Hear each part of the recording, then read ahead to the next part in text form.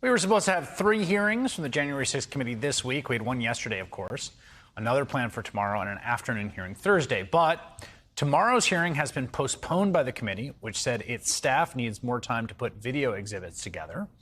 However, we did get one heck of a teaser, as we call it in the biz, from the committee about Thursday's hearing. Brand new testimony from a Trump White House lawyer describing a conversation he had with the key or a key coup plotter, John Eastman, the day after January 6th. Eastman, I don't remember why he called me, or he texted me or called me, wanted to talk with me, and he said he couldn't reach others. And he started to ask me about something dealing with Georgia and preserving something potentially for appeal. And I said to him, "Are you out of your effing mind?" Right? I said, I only want to hear 2 words coming out of your mouth from now on: orderly transition. And then he screamed and said, "I don't want to hear any other effing words coming out of your mouth, no matter what, other than orderly transition. Repeat those words to me." And I screamed that, and eventually he said, "Orderly transition." I said, "Good, John. Now I'm going to give you the best free legal advice you're ever getting in your life. Get a great effing criminal defense lawyer. You're going to need it." And then I hung up on him. Did he take the justice bat off the wall at that point or not? When does that come into play?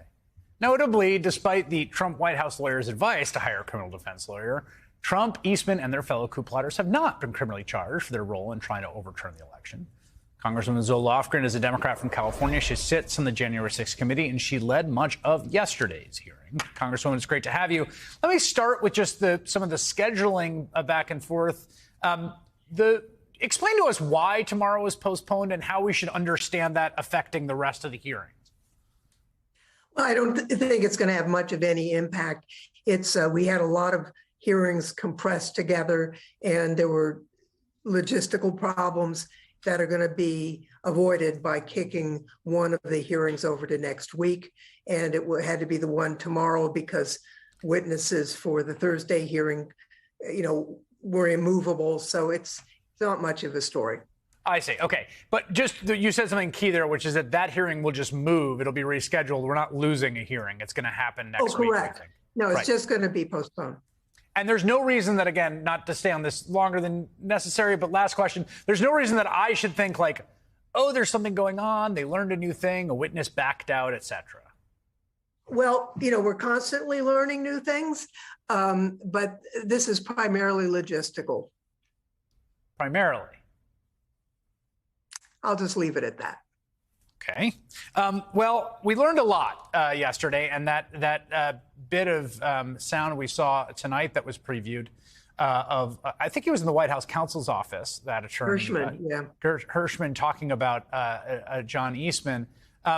That looks like that will be part of the focus on the next hearing, which is the efforts to pressure Vice President Mike Pence specifically. Is that right? That's right. And the witnesses we expect, I think the vice president's chief counsel and also the judge that he consulted, who's a very, very known quantity in conservative circles, right. Michael Luttig. Right. The vice president, Eastman had been Luttig's clerk, and his advice was sought. And the judge was very clear that Eastman's theories were not valid. Let me just put it that way. And as we know, Judge Carter in California in the evidentiary case reached a conclusion that Eastman and the former president, more likely than not, had engaged in fraud and criminal conduct. But Luttig is not going to testify to that. It was a different judge. Where do you see things after these first 2 hearings in terms of your expectations for the level of breakthrough, attention, news that you had broken? Obviously, you're in a difficult environment attention-wise. I think you've all been very clear-eyed about presenting a coherent story. I think it's been very effective myself. What grade are you giving yourselves at this point? Well, I'm not giving myself a grade because that's always up to the teacher, in this case, the audience, the American people. But we're doing the best we can, not only the investigation, but laying out the facts and the evidence that we've found in a way that's coherent, we hope, understandable and credible, we hope.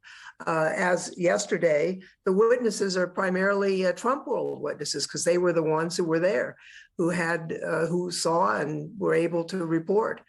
And that is going to be true pretty much for most of our hearings because it was Trump world that was available to see what was going on. And because of that, I'm hoping that people who believe the president's lies will be able to see this isn't, this is his allies, his people that are telling the truth now.